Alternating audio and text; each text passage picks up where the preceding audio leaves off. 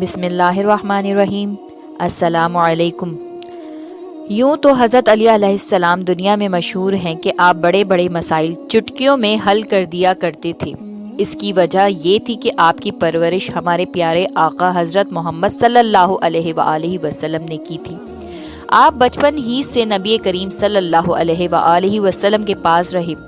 हज़रत अली अलैहिस्सलाम के बारे में मौलाए कायनात नबी करीम सल्लल्लाहु अलैहि वसल्लम ने इरशाद फरमाया, मैं इल्म का शहर हूँ, अली उसका दरवाज़ा है। हज़रत अली अलैहिस्सलाम के दर पर बड़े बड़े मसाइल पेश आते थे और आप इन्हें बड़ी आसानी से हल कर दिया करते थे। एक बार का वाक़या है, एक बार ऐसा ही एक मसला पेश आया। हुआ यूँ कि एक शख्स मरने वाला था। इसने अपनी वसीयत में लिखा कि मेरे पास 17 ऊँट हैं और मेरे 3 बेटे हैं और इन 17 ऊँटों को मेरे तीनों बेटों में इस तरह तकसीम किया जाए कि मेरे सबसे बड़े बेटे को इन 17 ऊँटों का आधा हिस्सा और मेरे दूसरे बेटे को इन 17 ऊँटों का 1/3 हिस्सा और मेरे सबसे छोटे बेटे को 9वां हिस्सा मिले। इसकी वफ़ात के बाद इसके रिश्तेदारों ने जब इसकी वसीयत पढ़ी तो वो सब हैरान हो गए कि आखिर 17 ऊँटों को इसके 3 बेटों में कैसे तकसीम किया जाए। अगर 17 ऊँटों का आधा हिस्सा किया जाए तो इसके बड़े बेटे के हिस्से में 8.5 ऊँट आएंगे। ये लोग परेशानी में पड़ गए। भला आधा ऊँट किस तरह दिया जाए और इस तरह बाकी बेटों में ऊँटों की काट छाट किस तरह करें। तो काफ़ी सोचने के बाद इन्होंने फ़ैसला किया कि सिर्फ़ एक ही शख्स है जो हमारी मदद कर सकता है और वो हमें इस मुश्किल से निजात दे सकता है, और वो है हज़रत अली इब्ने अबी तालिब। लिहाजा वो लोग हज़रत अली के दरबार में हाजिर हुए और इन्होंने इनके सामने अपनी परेशानी ज़ाहिर की और इन्होंने हज़रत अली को सारा वाक़या बताया। हज़रत अली अलैहिस्सलाम ने इनकी बात सुनने के बाद फरमाया, मैं ये 17 ऊँट इनके तीनों बेटों में ऐसे ही तकसीम करूँगा जैसे इसके वालिद ने अपनी वसीयत में लिखा है। हज़रत अली अलैहिस्सलाम ने अपने साथी से अपना एक ऊँट मंगवाया और इन 17 ऊँटों में मिला दिया। इस तरह ये अब 18 ऊँट हो गए। इसके बाद इन्होंने इन ऊँटों को तकसीम करना शुरू किया। इन्होंने इस आदमी की वसीयत के मुताबिक इसके बड़े बेटे को कुल ऊँटों का आधा हिस्सा यानी 18 ऊँटों में से 9 ऊँट दे दिए। इस तरह दूसरे बेटे को कुल ऊँटों का 1/3 हिस्सा यानी 6 ऊँट दे दिए और सबसे छोटे बेटे को कुल ऊँटों का 9वां हिस्सा यानी 2 ऊँट दे दिए। लिहाजा तीनों बेटों की तकसीम होने के बाद ऊँटों की तादाद अगर जोड़ी जाए तो ये कुल तादाद 17। बड़े बेटे के हिस्से में 9 ऊँट, दूसरे बेटे के हिस्से में 6 ऊँट और छोटे बेटे के हिस्से में 2 ऊँट के बाद हज़रत अली अलैहिस्सलाम ने अपना ऊँट इन 17 ऊँटों से जो मिलाया था वो वापस ले लिया। हज़रत अली का ये फ़ैसला देखकर सारे लोग हैरान हो गए कि कितना मुश्किल मरहला हज़रत अली अलैहिस्सलाम ने आसानी से निपटा दिया और किस तरह हज़रत अली ने अपनी ज़हानत को फिर साबित कर दिया। इसी तरह का एक और वाक़या आपकी खिदमत में पेश करती हूँ। यहूदियों को ये मालूम था कि हज़रत मोहम्मद सल्लल्लाहु अलैहि वसल्लम इल्म का शहर हैं और अली उसका दरवाज़ा है। इसीलिए इन्होंने फ़ैसला किया कि हज़रत अली के पास जाएं और इन्हें इल्म की बुनियाद पर शिकस्त दें, क्यों ना कि इनका ख़याल था कि इससे मुसलमानों पर गलत असर पड़ेगा और अगर हज़रत अली अलैहिस्सलाम इनके सवालों के जवाब देने में राज़ी हो गए तो वो यकीनन इनको मात देने में कामयाब हो जाएंगे।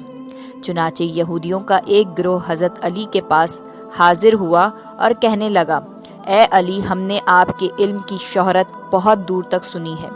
हज़रत अली अलैहिस्सलाम ने फरमाया, तो फिर क्या इसकी तस्दीक चाहते हो?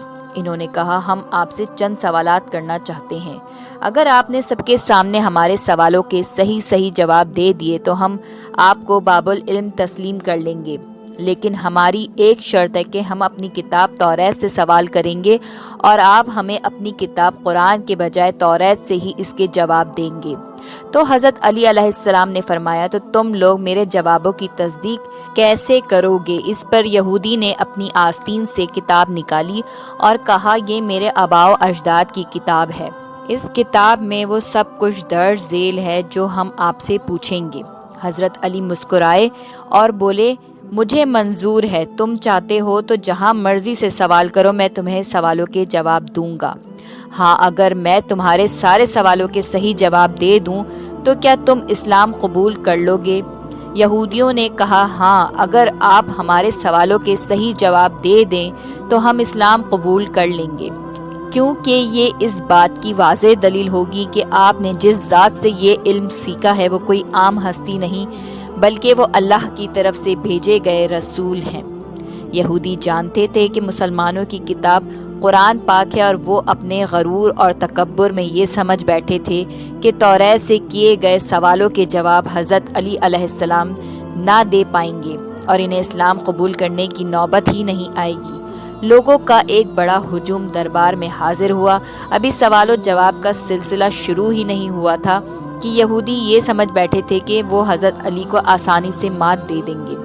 ان کے چہرے پر فاتحانہ مسکراہٹ تھی۔ یہودی نے مجمع کی طرف نظر دوڑاتے ہوئے تکبر بھرے لہجے میں پہلا سوال کیا، اے علی، وہ کون سی چیز ہے جو خدا کے لیے نہیں؟ میرا دوسرا سوال یہ ہے کہ وہ کون سی جگہ ہے جہاں خدا موجود نہیں؟ اس نے تیسرا سوال پوچھا، اے علی، یہ بتائیے وہ کون سی چیز ہے جو خدا کے قریب نہیں؟ میرا چوتھا سوال، وہ چشمہ کون سا ہے جو سب سے پہلے زمین میں جاری ہوا؟ میرا پانچواں سوال، وہ پہلا پتھر کون سا ہے جو آسمان سے زمین پر نازل ہوا؟ میرا چھٹا سوال، وہ کون سا درخت ہے جو زمین پر سب سے پہلے پیدا ہوا؟ اے علی، میرا ساتواں سوال یہ ہے کہ وہ کون سی چیز ہے جو مسلسل کم اور زیادہ ہوتی رہتی ہے؟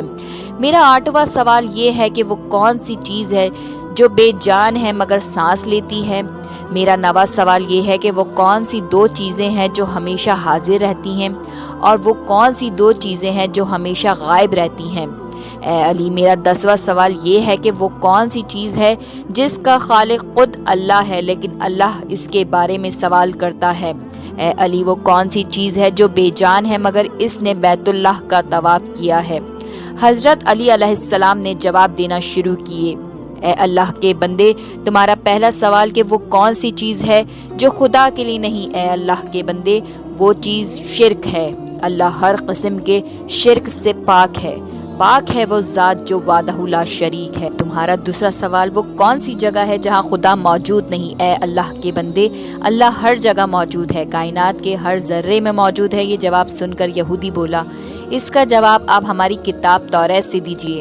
حضرت علی نے فرمایا، اے یہودیوں، تم اپنی کتاب توریت کو کھولو، کیا اس میں نہیں لکھا کہ حضرت موسیٰ علیہ السلام کے پاس ایک فرشتہ آیا؟ حضرت موسیٰ علیہ السلام نے فرشتے سے پوچھا، اے فرشتے، کہاں سے آئے ہو؟ اس نے عرض کی کہ میں عرش کے قریب 7ویں آسمان سے آپ کی خدمت میں حاضر ہوا ہوں۔ اسی اثنا میں حضرت موسیٰ علیہ السلام کے پاس ایک اور فرشتہ آیا۔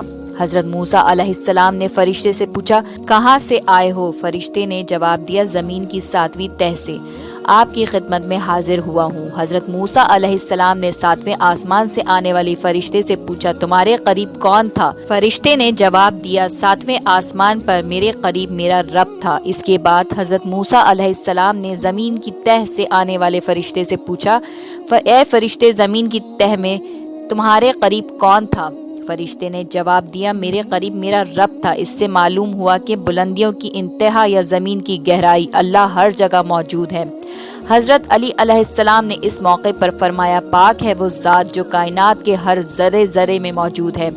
حضرت علی نے فرمایا، تمہارا تیسرا سوال کہ وہ کون سی چیز ہے جو میرے رب کے قریب نہیں؟ وہ چیز ہے ظلم، اور میرا رب ہر برائی اور ہر عیب سے پاک ہے، اور جو اس کے حضور عاجزی سے اپنے گناہوں کی معافی مانگے وہ اس کی خطاؤں کو معاف کر دینے والا ہے۔ تمہارا چوتھا سوال، وہ کون سا چشمہ ہے جو سب سے پہلے اس زمین پر جاری ہوا؟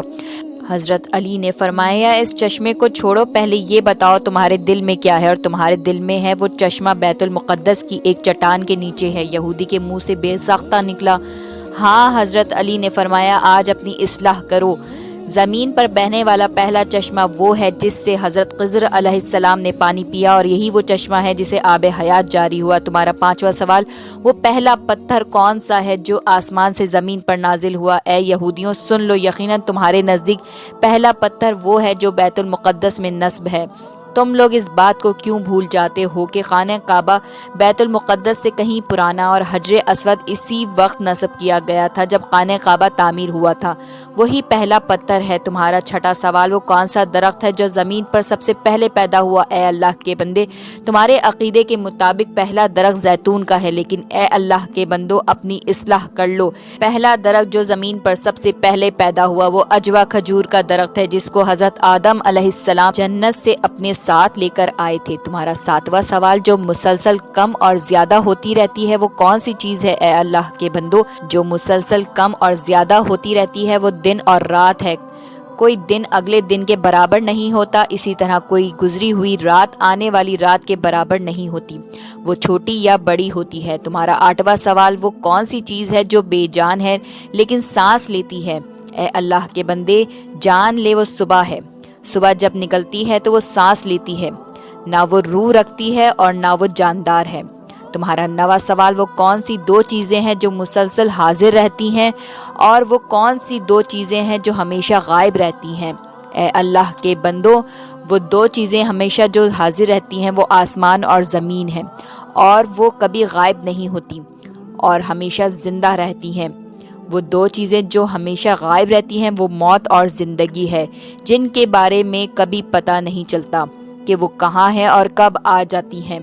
تمہارا 10واں سوال، وہ کون سی چیز ہے جس کا خالق خود اللہ ہے لیکن اللہ اس کے بارے میں خود سوال کرتا ہے؟ وہ ہے حضرت موسیٰ علیہ السلام کا عصا۔ تو تمہارا اگلا سوال کہ وہ کون سی چیز ہے جو بے جان ہے لیکن اس نے بیت اللہ کا طواف کیا؟ وہ ہے حضرت نوح علیہ السلام کی کشتی۔ وہ بے جان ہے لیکن اس نے بیت اللہ کا طواف کیا۔ یہاں تک کہ حضرت علی نے یہودیوں کے سوالوں کے فوراً صحیح سارے جوابات دے دیے۔ مجلس میں بیٹھے ہوئے ایک یہودی نے کہا کہ حضرت، جواب دینے سے پہلے ہر کوئی سوچتا ہے لیکن آپ ہر سوال کا فوراً جواب دے دیتے ہیں۔ اس کے جواب میں حضرت علی نے یہودی سے پوچھا کہ بتاؤ تمہارے ہاتھ میں کتنی انگلیاں ہیں؟ یہودی نے فوراً جواب دیا 5۔ حضرت علی علیہ السلام نے جواب دیا کہ آپ نے ابھی میرے سوال کا فوراً جواب دیا۔ جس طرح میں ان تمام چیزوں کو جانتا ہوں جیسا کہ آپ جانتے ہیں کہ آپ کے ہاتھ میں 5 انگلیاں ہیں۔ یہودی یہ نہیں جانتے تھے کہ باب العلم حضرت علی کا علم کائنات کے رازوں پر محیط ہے۔ یہودی نے پھر حضرت علی سے پوچھا کہ آسمان اور زمین کی کنجی کیا ہے؟ حضرت علی نے جواب دیا کہ آسمان اور زمین کی کنجی میرے مصطفیٰ صلی اللہ علیہ وآلہ وسلم سے محبت ہے، اور محبت کی ابتدا کلمے کا اعلان ہے۔ حضرت علی علیہ السلام نے کلمہ پڑھنا شروع کیا تو یہودیوں نے بھی کلمہ پڑھنا شروع کر دیا اور سب نے اسلام قبول کر لیا۔ سبحان اللہ۔ یہ تھے حضرت علی علیہ السلام کے حکمت اور قابل ذکر فیصلے۔ مجھے امید ہے کہ آپ نے اس ویڈیو کو اینڈ تک ضرور سنا ہوگا، اور براہ کرم ویڈیو پسند آئی ہو تو لائک، کمنٹ اور شیئر کرنا مت بھولیے گا، اور اگر اسی طرح کے سچے اسلامی واقعات میں دلچسپی رکھتے ہیں تو میرے چینل کو سبسکرائب کریں۔ شکریہ۔